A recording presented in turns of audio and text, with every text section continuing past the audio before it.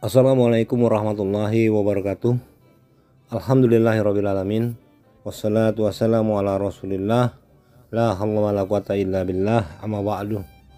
Alhamdulillah atas rahmat dan ridhonya yang senantiasa dicurahkan sehingga kita masih dipertemukan kembali dalam forum kajian yang ke-9 dari kajian Tasawwufil Alamin ini, di mana kajian-kajian di forum ini mewadahi pembahasan tentang ayat-ayat kauliyah dan juga ayat-ayat kauniyah yang Allah hamparkan di alam semesta, termasuklah bumi yang kita pijak ini. Perlu kita ketahui bahwa kajian ini juga dimaksudkan sebagai wasilah kita dalam mendekat kepada Allah Subhanahu wa taala, di mana mendekat kepada Allah adalah perkara yang sangat penting karena sejalan dengan firman-firman Allah di dalam Al-Qur'an Al-Karim. Sebagaimana firman Allah di dalam surah Al-Maidah ayat 35 yang artinya, hai orang-orang yang beriman, bertakwalah kepada Allah dan carilah jalan yang mendekatkan diri kepadanya dan berjihadlah pada jalannya supaya kamu mendapat keberuntungan. Allah memerintahkan kita yang beriman untuk terus naik ke tingkat takwa agar mendapat keberuntungan. Untuk sampai kepada takwa, Allah juga memberikan pemetaannya, yaitu dengan cara berusaha sungguh-sungguh dalam mencari jalan untuk mendekat kepadanya dan berjihad di jalannya. Inilah yang sedang kita lakukan, yaitu berjihad dengan cara berusaha sungguh-sungguh dalam membaca hikmah-hikmah ayat kauliyah dan ayat-ayat kauniyah yang insya Allah ini merupakan salah satu jalan wasilah tersebut. Kemudian berjihad dengan melakukan kalibrasi terhadap semua keyakinan-keyakinan yang ada di dalam diri kita, agar semua keyakinan kita itu hanya berhujah kepada Al-Quran dan Sunnah yang Rasulullah tradisikan ketika beliau masih hidup, dan hadis yang diriwayatkan oleh para ulama hadis di level sahih. Dengan begitu insya Allah hisab atas semua keyakinan kita ini akan diringankan kelak di yaumil akhir. Amin ya rabbal alamin. Sahabat ulul albab sekalian, ketakwaan itu ibarat bangunan istana yang megah yang dibangun di atas pondasi yang kokoh, dinding yang kuat, atap yang kuat, serta ruang-ruang bilik yang nyaman. Takwa itu ditopang oleh keislaman yang kokoh, diselimuti oleh iman yang tangguh, dinaungi oleh akal yang sehat dan kuat, serta dipenuhi dengan bilik-bilik keilmuan akan ketauhidan yang mendalam, serta dikomplitkan dengan nuansa intuisi ketuhanan yang menjiwa. Dengan demikian nyamanlah dan tentramlah jiwa dan raga yang berada di dalam bangunan takwa tersebut. Inilah satu-satunya bangunan yang wajib kita bangun selama di kehidupan fana ini. Jika kita tanya diri sendiri, apakah sudah istiqomah dalam ibadah-ibadah mahdoh? Ya, katakanlah jawabannya iya. Apakah sudah menghindari semua yang Allah larang? Katakanlah jawabannya juga iya. Dan apakah sudah sami'na wa ata'na akan segala tuntunan kebenaran? Katakanlah jawabannya juga iya. Kemudian pertanyaan selanjutnya adalah, apakah sudah mengamati dan memikirkan tentang Allah, tentang ciptaannya, menggali kedalaman hikmah-hikmah yang Allah hamparkan? Maka jawabannya akan beragam.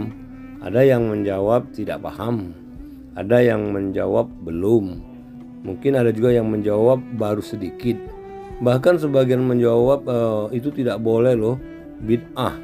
Padahal jawaban yang tepat atas pertanyaan keempat ini akan menyempurnakan jawaban atas pertanyaan pertama, kedua, dan ketiga tadi, yaitu tentang ibadah-ibadah, tentang jihad, menghindari larangan Allah, dan tentang sami'na wa ata'na.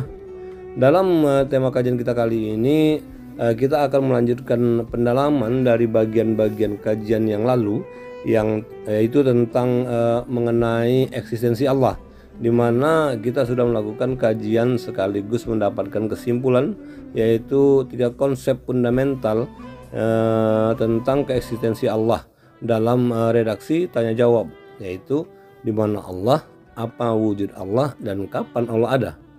Namun ketika perkara yang fundamental mengenai eksistensi Allah tersebut justru tidak relevan dengan redaksi pertanyaan.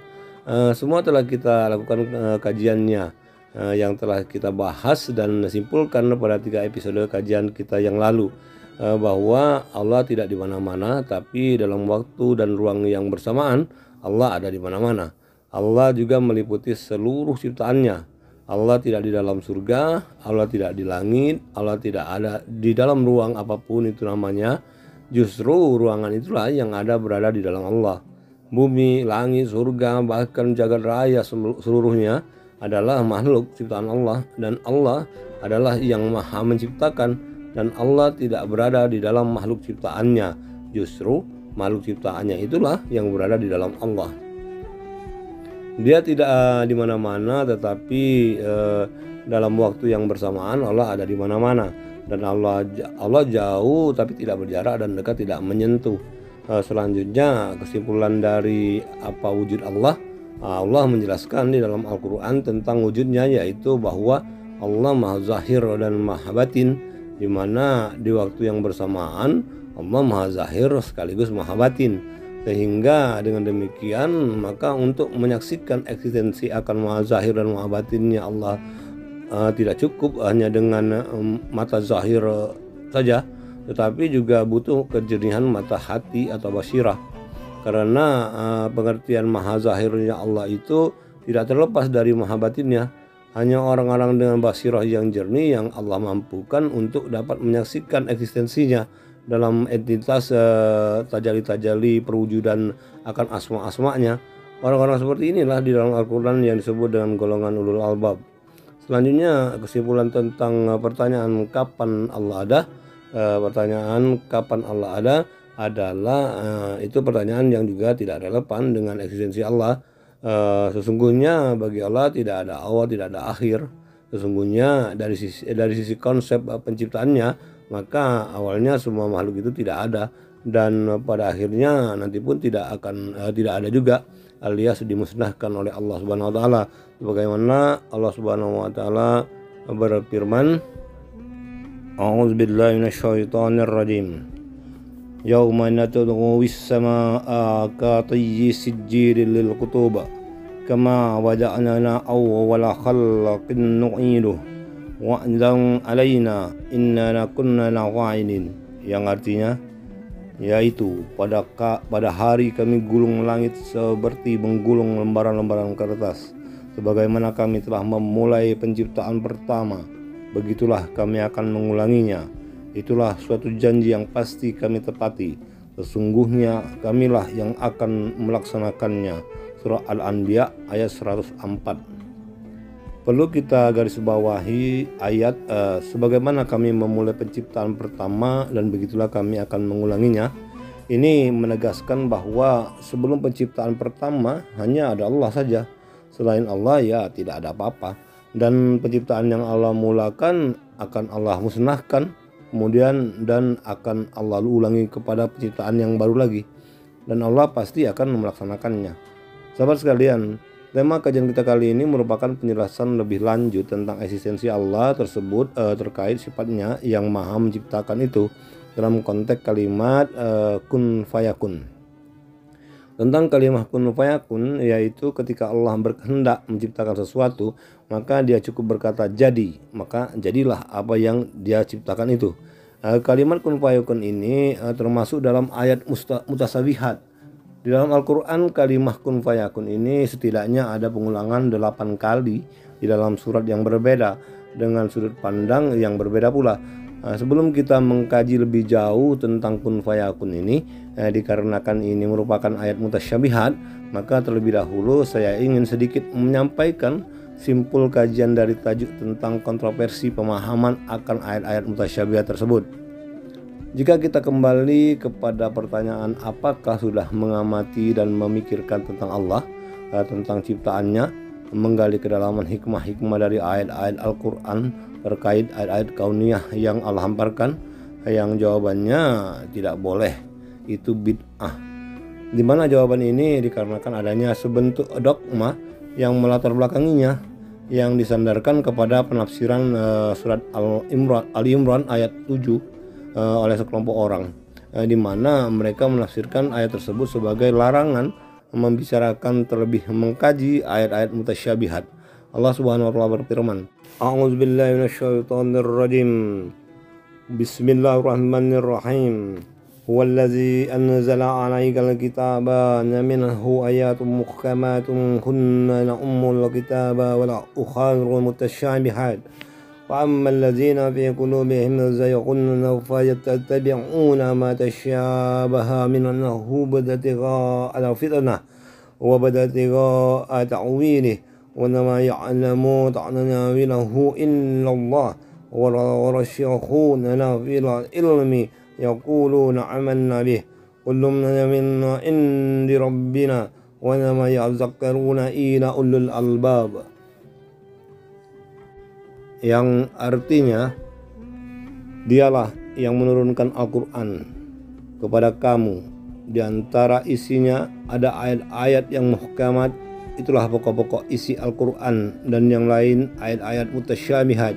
Adapun orang-orang yang dalam hatinya condong kepada kesesatan, maka mereka mengikuti sebagian ayat-ayat yang mutasyabihat daripadanya untuk menimbulkan fitnah, untuk mencari-cari takwilnya, padahal tidak ada yang mengetahui takwilnya melainkan Allah. Dan orang-orang yang mendalam ilmunya berkata, kami beriman kepada ayat-ayat yang mutasyabihat, semuanya itu dari sisi Tuhan kami, dan tidak dapat mengambil pelajaran daripadanya melainkan orang-orang yang berakal. Surat Ali Imran ayat 7. Asbabun nuzulnya, di mana Ibnu Abi Hatim meriwayatkan dan Arabi bahwa pada suatu hari orang-orang Nasrani mendatangi Rasulullah, lalu mereka mendebat beliau dalam masalah Nabi Isa alaihissalam. Maka Allah menurunkan firman-Nya, Alif Lam Mim, Allah tidak ada Tuhan selain Dia yang maha hidup, yang terus-menerus mengurus makhluk-makhluknya. Dia menurunkan kitab Al-Quran kepada Muhammad yang mengandung kebenaran, membenarkan kitab-kitab sebelumnya, dan menurunkan Taurat dan Injil. Surat Al-Imran ayat 1-3 hingga ayat ke-80 diriwayatkan oleh Al-Baihaqi dalam kitab Dalailun Nubuwah. Ibnu Ishaq berkata, Muhammad bin Sahal bin Abi Ummamah berkata, ketika orang-orang Najran mendatangi Rasulullah, mereka menanyakan tentang Isa ibnu Maryam, maka turun pada mereka pembukaan surah Ali Imran hingga awal ayat ke-80. Mari sama-sama kita kaji dengan seksama dan dengan akal yang jernih. Al-Quran adalah dari Allah yang diturunkan untuk kamu. Itu artinya untuk kita juga. Kemudian secara garis besar Al-Quran terbagi menjadi dua jenis, yaitu muhkamat dan mutasyabihat. Dari seluruh ayat-ayat Al-Quran yang berjumlah 6.232 ayat itu, sebagian kecil adalah ayat-ayat muhkamat, yaitu ayat-ayat tentang hukum seperti perintah sholat, puasa, zakat, dan sebagainya. Lalu sebagian besarnya adalah ayat-ayat mutasyabihat, yaitu ayat-ayat mengenai penjelasan makna atau hikmah dari ayat-ayat muhkamat, serta hikmah-hikmah tentang penciptaan atas kehendak Allah, qada dan qadar dan sebagainya. Nah, dari sinilah muncul bagi orang-orang yang condong pada kesesatan, yang sebetulnya mereka tidak mau mematuhi ayat-ayat muhkamat berdasarkan asbabun nuzul tadi. Mereka adalah orang-orang Nasrani. Kemudian mereka mengikuti atau mengambil sebagian atau sepotong-sepotong dari ayat-ayat mutasyabihat itu, lalu mencari-cari takwilnya. Padahal mereka orang-orang yang tidak menggunakan akalnya, sehingga sebenarnya mereka tidak mengetahui takwil yang sebenarnya dari ayat-ayat mutasyabihat itu. Dan ini mereka lakukan hanya untuk membenarkan pembangkangan mereka terhadap ayat-ayat muhkamat. Pentakwilan yang mereka lakukan tersebut dikarenakan mereka malas sholat, tidak mau puasa, apalagi bayar zakat dan lain-lain, yang sesungguhnya mereka tidak mau beriman kepada risalah yang disampaikan oleh Rasulullah. Dan ulah dari mereka tersebut akhirnya menimbulkan fitnah di tengah-tengah umat. Salah satu contoh takwil seperti ini sebagaimana yang pernah saya sampaikan pada kajian kita di tema tentang sholat kemarin, di mana ada orang yang beranggapan seperti ini, percuma sholat kalau perilakunya tidak baik. Sebetulnya ini terkategori mentakwilkan tanpa ilmu yang didorong oleh nafsu mazmumah yang bersangkutan karena malas sholat. Dan redaksi ungkapan seperti ini berkembang ke nada-nada serupa seperti saya belum mengamalkan sholat karena saya merasa diri saya masih sangat kotor, dan seterusnya. Sebetulnya ungkapan seperti ini adalah sinonim dari mentakwil tanpa ilmu. Pada kalimat selanjutnya dalam redaksi informasi, Allah dalam ayat Al-Quran tersebut yang juga menginformasikan bahwa ada orang-orang dan akan ada, bahkan akan selalu ada di muka bumi ini, orang-orang yang mengimani seluruh ayat-ayat mutasyabihat. Mereka berusaha memikirkan tentang ayat-ayat itu karena percaya semua ayat-ayat di dalam Al-Quran itu Allah lah yang turunkan, sehingga mereka selalu mengingat Allah di dalam keadaan berdiri, duduk, dan berbaring sembari memikirkan tentang hikmah dari semua ciptaan Allah. Dan mereka itulah orang-orang yang mendalam ilmunya atau baik pemahamannya, dan sudah barang tentu mereka juga lah orang-orang yang dapat mengambil pelajaran dari ayat-ayat mutasyabihat itu, karena mereka berpikir atau dalam redaksi ayat ini disebutkan mereka sebagai orang-orang yang berakal atau ulul albab. Namun demikian, dari diksi-diksi ayat mutasyabihat tersebut memang ada diksi yang hanya Allah yang mengetahui takwilnya, seperti contoh ayat-ayat pembuka surat seperti alif lam mim, alif lam ra, sad, alif lam mim ra, alif lam mim sad. Literatur ayat seperti inilah yang dilarang mencari-cari takwilnya, karena ini merupakan sebagian dari kemutlakan rahasia Allah. Jadi sebagai muslim, ketika kita hanya mengambil ayat-ayat muhkamat saja sebagai pembelajaran agama ini, maka itu analoginya adalah kita hanya berada pada kulitnya dari agama kita ini saja, yaitu kulitnya Islam. Karena isinya agama ini ada pada hikmah-hikmah mendalam yang dijelaskan di dalam ayat-ayat mutasyabihat seluruhnya.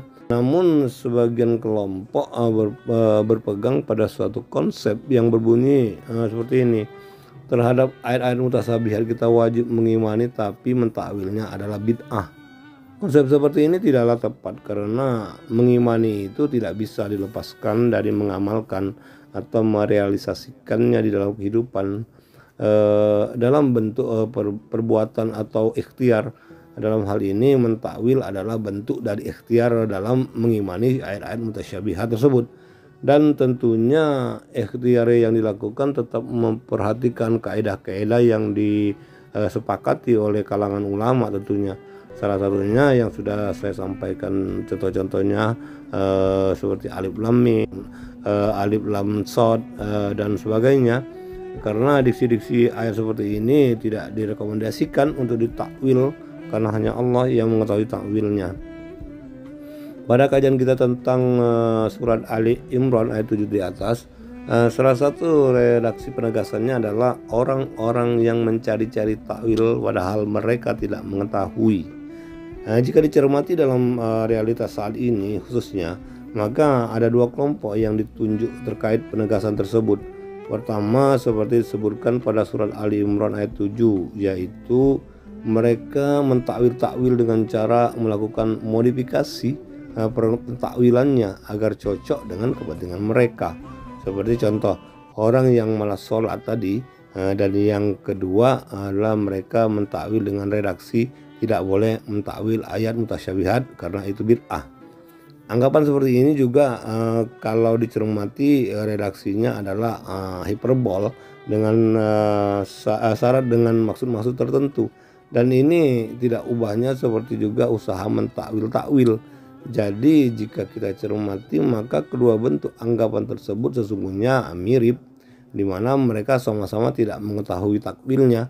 Dalam hal ini mereka hanya menggunakan nafsu mereka dalam perkara ini, nafsu membangkang dan nafsu hasad dan dengki. Mereka tidak menggunakan akal mereka. Mereka bukan golongan ulul albab sebagaimana gelar yang disematkan kepada mereka yang berpikir dalam menggali hikmah ayat-ayat mutasyabihat tersebut. Jadi ada beberapa poin penekanan penting yang Allah sampaikan dalam ayat ini sebagai kesimpulan kita. Kesimpulan yang pertama, secara garis besar Al-Quran dipandang dari sudut redaksionernya terbagi menjadi dua macam redaksi, yaitu muhkamat dan mutasyabihat. Kemudian kesimpulan yang kedua, adanya sekelompok orang yang mentakwil ayat mutasyabihat ini dengan nafsu mereka, bukan dengan akal sesuai dengan yang Allah amanatkan.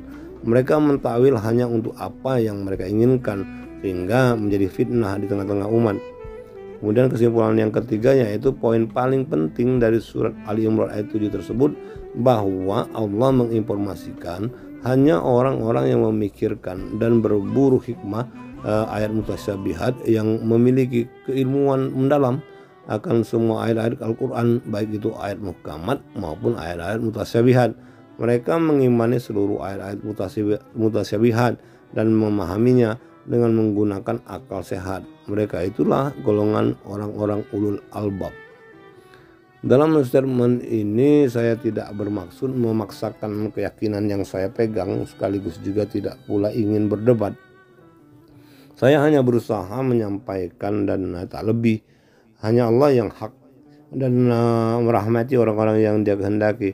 Perlu kita perhatikan bahwa di dalam proses berjalannya kehidupan ini akan selalu ada figur-figur yang mentakwil ayat Al-Quran tanpa berkeinginan dan memikirkan hikmah di balik ayat-ayat yang dia baca, sebagaimana yang dikehendaki oleh Allah.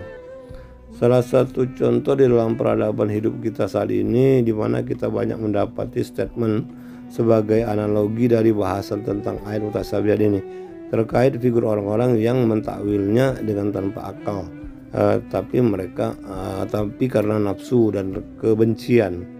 Analoginya adalah seperti berita-berita yang sekilas seperti sebuah kebenaran, tetapi sesungguhnya itu adalah kebohongan pihak-pihak tertentu karena mereka memiliki kepentingan kelompok dan atau pribadi, sehingga mereka membuat dan menyebarkan beritanya yang kita kenal dengan istilah berita hoax. Berita hoax ini dibuat oleh oknum atau kelompok sehingga berita tersebut menjadi fitnah di tengah-tengah kita. Inilah analogi atau perumpamaan orang-orang mentakwil dengan nafsu, bukan dengan akalnya. Sahabat ulul albab sekalian, sekarang kita masuk kepada kajian tentang kalimah kun fayakun. Sebagaimana telah kita singgung di atas bahwa kalimah kun fayakun ini diulang lebih kurang 8 kali di dalam Al-Quran. Jika kita menggunakan Al-Quran digital di HP kita, maka dengan mudah kita bisa searching ayat-ayat tersebut melalui menu pencarian.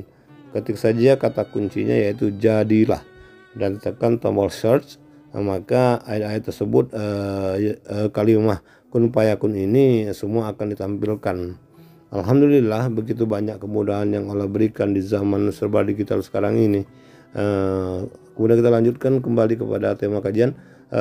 Kalau kita bahas semua ayat-ayat tentang kun fayakun ini, maka bahasan kita akan menjadi sangat panjang.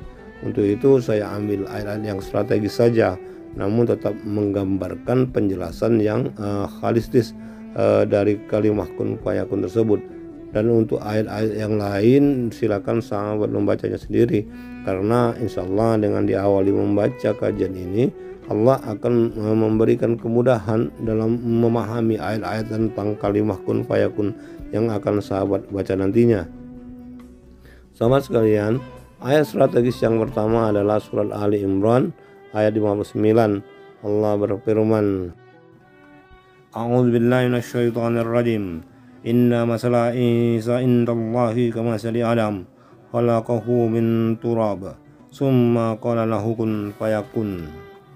Yang artinya, sesungguhnya perumpamaan penciptaan Isa bagi Allah seperti penciptaan Adam. Dia menciptakannya dari tanah, kemudian dia berkata kepadanya, jadilah, maka jadilah sesuatu itu. Di ayat ini Allah bercerita tentang penciptaan Nabi Adam dan Nabi Isa, dan analogi dalam penciptaan ini karena terdapat kata masalah, yaitu perumpamaan, di mana penciptaan Nabi Isa diumpamakan sebagaimana penciptaan Nabi Adam. Jika ini kita bahas, maka bisa menjadi satu tema kajian khusus pembahasan tentang penciptaan manusia.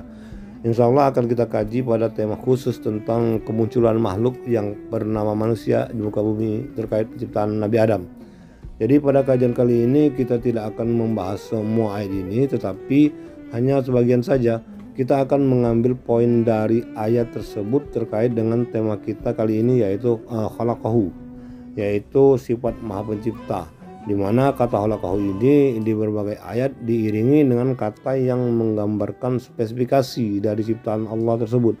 Seperti di ayat ini Allah memfirmankan, aku ciptakan Adam dari turab, yaitu jenis tanah yang khusus.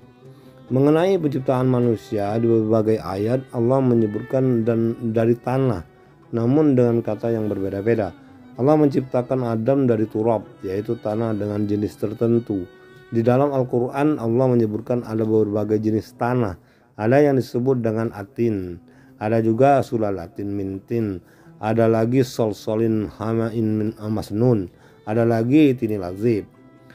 Poin terpentingnya adalah ketika Allah menggunakan kata khalaqahu, maka akan diiringi dengan kata spesifikasi dari ciptaan itu.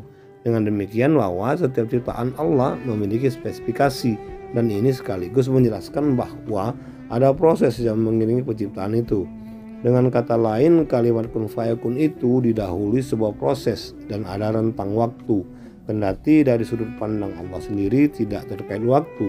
Sebagaimana pada tema kajian kita yang lalu mengenai eksistensi Allah, yaitu bahwa Allah itu maha awal dan maha akhir. Itu berarti dari sudut pandang Allah waktu itu menjadi tidak ada, karena Allah meliputi awal dan akhir itu. Namun dalam hal ini kita melihat dari sudut pandang makhluk, karena Allah menurunkan Al-Quran dalam bahasa makhluk, yaitu manusia. Sehingga dalam mengkaji ayat-ayat Al-Quran kita harus menggunakan sudut pandang manusia agar menyambung kepahamannya. Jadi kalimat kun fayakun pada ayat ini adalah kalimat legitimasi Allah akan merumuskan tentang rancangan penciptaan Nabi Isa, yang juga sebagaimana penciptaan Nabi Adam, bahkan makhluk seluruhnya. Dan legitimasi dimaksud Allah tetapkan di awal sebelum proses penciptaan berlangsung. Ada sebagian dari kita memaknai kalimat kun fayakun ini dari sudut pandang Allah, di mana kalimat kun fayakun itu tidak terikat proses dan waktu. Dari sudut pandang Allah ini adalah benar, tapi masalahnya kita adalah makhluk. Tentunya yang Allah kehendaki juga cara pandang makhluk, karena walam yakullahu kufuwan ahad, tidak ada yang setara dengannya. Kalau kita manusia menggunakan sudut pandang Allah, maka cara ini membentur ayat tersebut, yaitu tidak ada yang setara dengannya. Sehingga anggapan bahwa kalimat kun fayakun seperti kalimat jampi-jampi, seperti kalimat sulap, tak terikat proses dan waktu, tiba-tiba jadi begitu saja. Ini adalah anggapan dari sudut pandang kita yang salah sebagai makhluk. Dalam melakukan kajian Al-Quran, melarang kita mengambil sepotong ayat atau satu ayat saja lalu menarik sebuah kesimpulan, seperti kesimpulan yang mengatakan bahwa kalimat kun fayakun ini adalah seperti jampi sulap, karena kesimpulan yang dibangun hanya berdasarkan kepada sepotong ayat, maka kesimpulannya tidak holistis. Cara seperti ini condong pada kesesatan. Dalam memaknai kalimat kun fayakun ini, kita harus mengambil semua ayat tentang ini. Minimal kita mengambil ayat-ayat yang strategis terkait fokus kajian. Namun kesimpulan yang diambil tetaplah secara holistis, yaitu menggambarkan semua ayat yang berbicara tentang kun fayakun tersebut.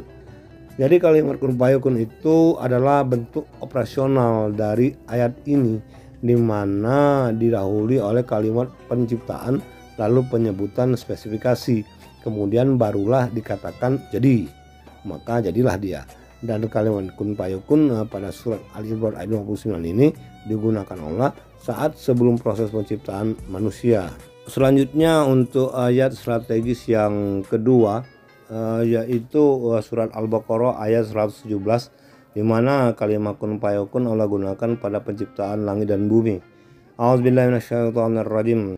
Wadi'u samawati wal ard wa iza qada amran fa innama yaqulu lahu kun fayakun, yang artinya Allah pencipta langit dan bumi, apabila dia hendak menetapkan sesuatu dia hanya berkata kepadanya jadilah, maka jadilah sesuatu itu.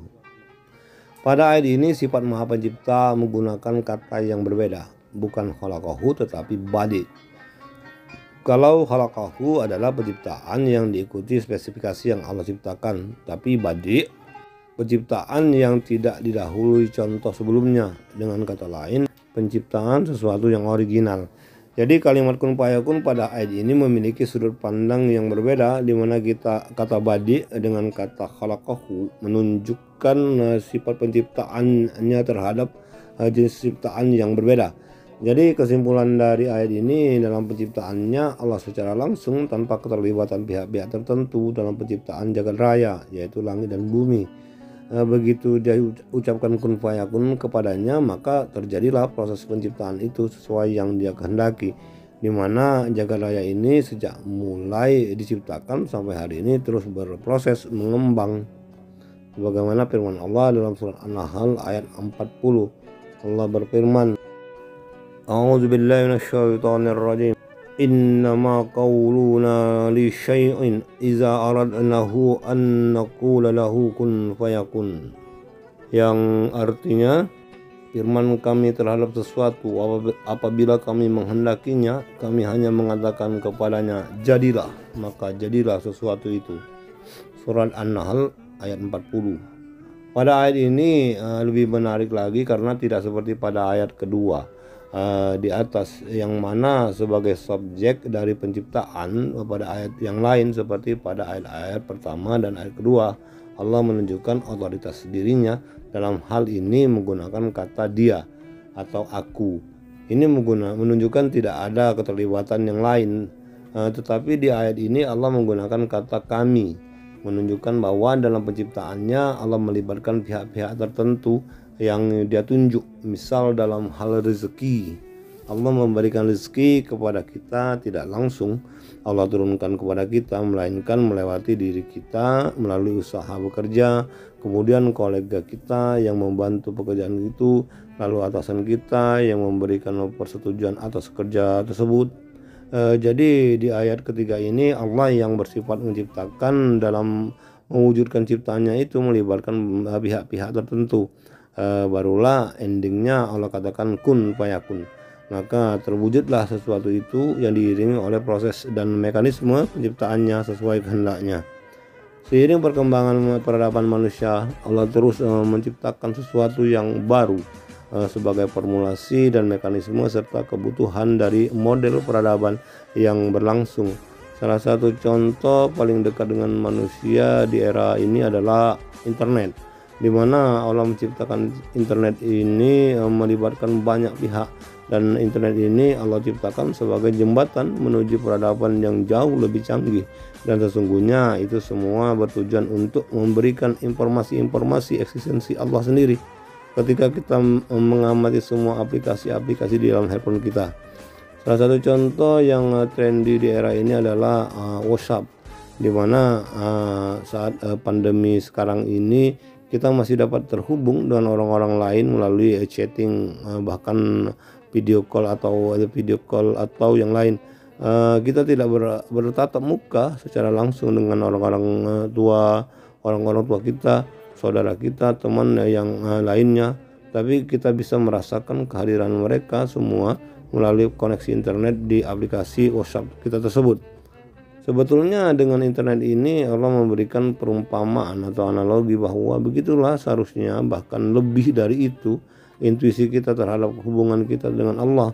Kita tidak berhadapan langsung dengan Allah, tetapi kita harus bisa merasakan kehadiran Allah sangat dekat dengan kita.